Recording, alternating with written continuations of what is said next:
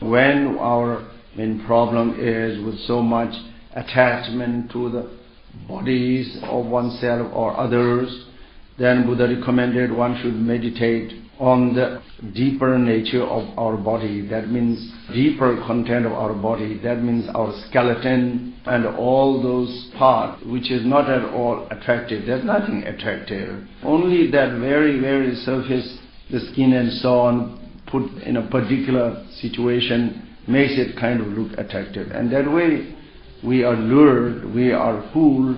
That's how our mind is. But if one looks a little bit deeper, more precisely, then it's nothing attractive in this human body. So Buddha taught very effective methods. First of all, to open a little bit, a little window here, not take the outer space, and just make a little window. And then what one sees, then one sees nothing so very attractive. Outwardly attractive, but inwardly, as soon as we go a little bit deeper, then everything is in color, in shape, in tactile formation, whatever.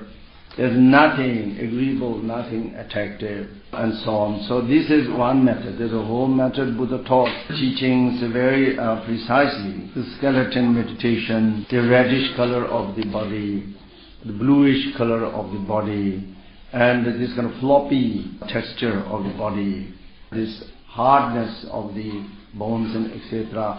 All those various aspects. This comes in the meditation of Satipatthana. That means mindfulness. Mindfulness of the body. The mindfulness of the body also has two elements. The general characteristic of the body and the specific characteristics of the body. Specific characteristics of the body then is exactly those. That color, that shape, that texture, that form. On such things one has to meditate in order to control, overcome that our very superficial view, and because of that our strong attraction to our physical bodies of others, of oneself, whatever. Buddha taught such kind of methods. In general, there are those in meditation. But now here is the breathing. That is general. Any kind of wandering thoughts and lot of disturbing thoughts in the mind, to calm that down, then withdraw our mind from any other object and focus it on the breathing. And breathing is quite an abstract phenomena. It doesn't have special color or shape or anything like that. It's kind of empty. It's also not totally nothing. There is something, but there's no color, no shape. So therefore, through involving our mind, focusing our mind with such a phenomena, naturally all those ideas, conceptions linked with the form and all that will also dissolve into kind of emptiness. For the sake of that, then Buddha has given such kind of skillful methods of focusing our mind. Sometimes when we go to for example, doctors, and then they, with this kind of special, scope and like this, then look through what is in our throat or something like that. Anyway, this kind of camera, look into the throat, then it's frightening. It is, in fact, one's own throat, which is which looks quite okay from outside, but then, and especially when it is also adorned with beautiful pearls and so on, then it becomes even more attractive. But then, as soon as we go inside, then it's really frightening, quite surprising. What is that? All these strange passages, and there's something frightening here. Everything is frightening. Nothing so agreeable. And that is same. It doesn't matter how it looks from outside, what color it has from outside. Inside is all the same. And the same this kind of strange texture. And something moving here, there, something opening here, something closing there. It's so frightening. Of course, such specialists, they get used to it after some time. But otherwise, there's nothing so very attractive about it. That's exactly how we are also. It's not only somebody else's situation, it is in situation ourselves, and all the loved ones are all existing in the same, exactly in the same way, with this very unattractive body that we all have. Buddha also taught these very effective methods of meditation in which one kind of visualizes, but it's not only just imagine something non-existing, but only visualizing what is right there within our body, of the skeleton aspect. So that way we start from the top of the head downward and opening that skin, that package kind of opening, and then looking through the skeleton aspect from the head downwards, and then the whole skeleton construction, that one bone stacked on the top of another bone, and like this. And that way, so the bone structure that is there in whatever position, maybe meditation position or in some other position, but inside is only the bones. And that way to observe, so-called bone meditation it's called. And Kingru, that skeleton meditation, in which one observes, sees the entire body only in the skeleton, forgetting everything else, and then even extending that view of the skeleton further down, even going out of the body, and also then visualizing that the ground on which we are sitting, also visualizing into the skeleton. So that way extending such a visualization further and further, that till one sees the entire ground, the entire world in skeleton. And that kind of meditation is also taught in Abhidharma, also in Vinaya, by Buddha, in order to overcome different kinds of the attachment towards the body, since the attachment to the body is very strong one in the ordinary beings like ourselves. So it counteracts such kind of things. Then Buddha taught this kind of methods, which I just briefly mentioned now, about these unpleasant shape and color and so on, and then also the skeleton and so on. There are many meditations like that which Buddha has taught, and so through such one understands its real nature. Through such also one understands the impermanent nature of our existence. So at the moment when we see dead bodies or skeletons, we are kind of frightened, we are shocked, but actually once already in that aspect, in existing in that skeleton, with that kind of head, with that kind of teeth, with that kind of neck, etc., and the ribs and so on, are already there within ourselves. It's not something that has come up certainly after death, some new thing has come, nothing was, it was already there. Such meditation becomes also very effective for counteracting our grasping to the permanence of our body, our life. That is the reason why also, not only in Vinaya and so on, Buddha taught them to meditate upon these things as counteracting our grasping to the permanence, grasping to the attraction of the body, etc. But also in the highest level of the Tantra, the same things are repeated. That's the reason why in the Tantras, Anuttara Tantra, one visualizes the mandalas of the Buddhas, so magnificent and a divine mansion, very symbolic, with so many ornaments and special, radiating with so much colors and so forth. But then surrounded also very beautiful surrounded. But then in the middle of that you visualize the cemeteries, which seems very unsuitable, because here that's such a beautiful divine mansion, and then right outside on the park are all those cemeteries, not like cemeteries in the West, which are beautiful park with marbles only around, but the real cemeteries where the dead bodies are scattered everywhere, where they are also consumed, eaten by the vultures or other animals whatsoever, and so on, where the bones and everything are scattered, or somewhere they are being burned, etc. This kind of the real cemeteries, not covered up cemeteries, but open cemeteries. So visualize around those Buddha's divine mansions. So that is also to, even in the highest levels of Tantra, this awareness of impermanence is very important factor that is needed all the time. Otherwise there's always a danger that even our practice of meditation, even in a quite higher level, can be carried away by illusions, by false views, like false views of permanence and such kind of things. So therefore, as a reminder of this reality, even around the divine mentioned mandalas, cemeteries are placed.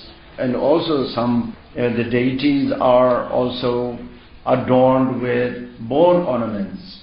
And some tantric yogis also are using bone instruments such as cup made of skull, trumpet made of thigh bone, and also ornaments on the body made of human bones. This is not to frighten anybody, to look something very particular, something very so extraordinary, something eccentric. But very often this also, then many so-called yogis, they do it also as a show, as a to business, or maybe to frighten people. So therefore they would immediately give something in order not to be put under some very powerful spell or something like that. So for that purpose also such things are used. But in reality, why in such ornaments or such things, instruments are used, is also a reminder of the impermanence of one's own impermanence, impermanence of oneself, impermanence of the world altogether. As a reminder of that, these kind of things are usually visualized or also painted on the deities and so on. So many of these tantric objects or these secret objects or what we call samaya objects have lost their meaning and also have lost their value because everything has become now a commercial object. All those things, whatever made of bones or whatever, doesn't matter. All have become commercial objects. It's for the tourist object, commercial object, business also. Therefore, there's no more any meaning to these things. No more also any value anymore to these things. So these outer things have very little meaning. But originally, all those have a deeper meaning in the actual meditation. Buddha has taught many different methods of meditation, counteracting our different illusions. If it is desire and attraction, then there is this kind of, and the general special characteristics of the body and so on.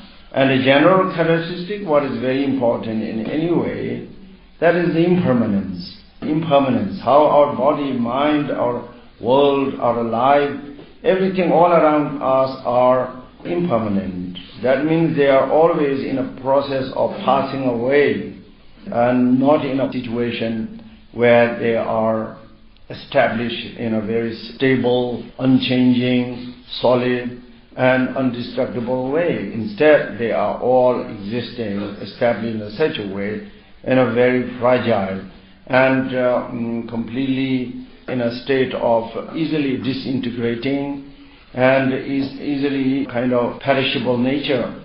And that is the very fact about our body, mind, all together, everything, all our surroundings and everything. So this to meditate is a very important kind of one antidote for many. So therefore Buddha has taught also this impermanence meditation. We have also during our previous courses quite extensively taught the meditation on the impermanence and especially the impermanence of one's life, this Anitya bhavana, that means meditation on the impermanence. That means impermanence of every composed object, but especially the impermanence of Mrityu Anitya bhavana. That means the impermanent meditation of the death. That is impermanence, all are impermanence. The whole world is impermanent, we should be aware of.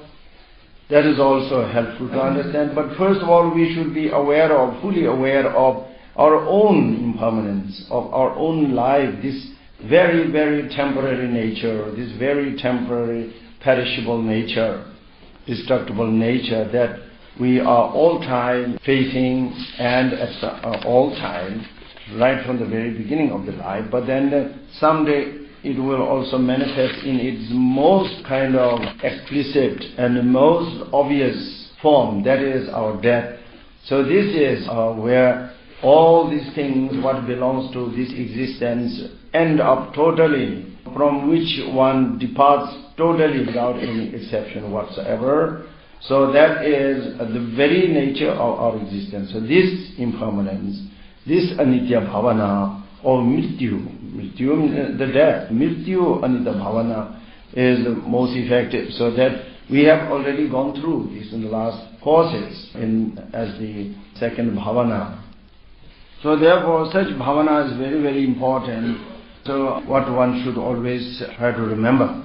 During these courses of the August also, we have gone through different topics. Whatever is taught to practice, is important to continue that and then add something to it. It does not mean that each time one deal with one particular subject and next time we forget or whatever that was, and then we move to the next subject and then move to the next. That is not at all the intention.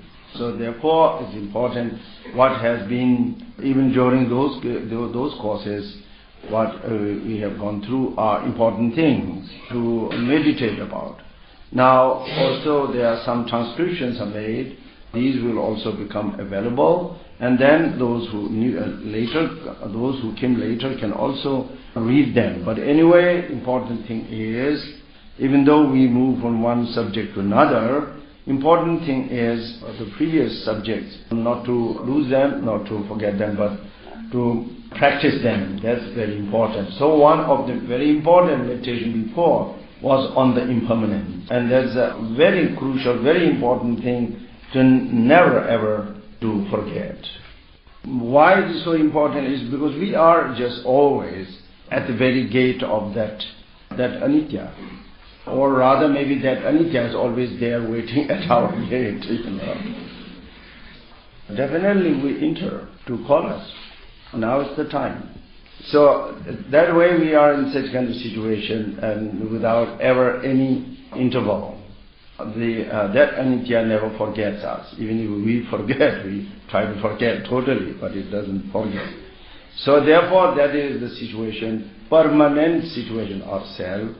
Many those who have gone before ourselves, a lot of people, important, less important, and whom we know, we don't know, even very close to ourselves, those who have gone before, always till the very end has always held that same kind of attitude or mind like ourselves, always with this permanent grasping, always thinking that I will last for a long time, or everything with idea, the fixed idea they always had with them.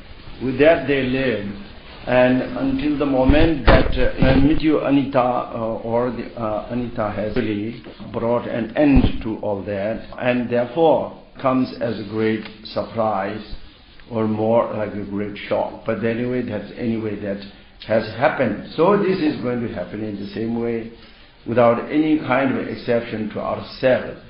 So even though we still have this strong, overwhelmingly grasping to the permanence and this kind of hope or this kind of whatever, the aspiration still to last for a long time and so on.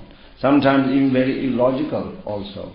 So that is our kind of nature, that's our kind of way of thinking or behavior, habituation. However, the reality is different. Buddha emphasized we should always be aware of that Anitya, that especially the Mrityu Anitya, to be aware of. When that happens, then everything, our practice of Dharma, our ordinary life, our relation, and whatever we do, we plan, everything will also then will be on the right way. It will follow in a good way. Otherwise, without that awareness, even our practice of Dharma, even our learning of Dharma, knowledge of Dharma, our meditation, our this and that, and Dharma activities of different kind, all become nothing else than mundane activity and nothing else, with a different mundane activity with a different form. So therefore, for our practice of Dharma to become pure Dharma, our virtuous activities become really virtuous, to whatever we are doing in this direction to be really qualitatively really and good and true and effective, then this awareness is very important. Therefore, Buddha has said, among all the footprints, the footprint of the elephant is the deepest and largest. Among all awareness of impermanence is the most effective. So that's very, very true. So therefore, that's what we need. That is the most important meditation. These bhavanas, these meditations which have been taught before, meditation of the Shraddha Bhavana, the meditation of the faith is also equally so very important, because that is indispensable. Here the faith means in the three jewels, and especially in the Dharma. That is so very important. And in Dharma means also especially in the law of causality. That is the essence of all teaching of the Dharma. In the law of cause and effect.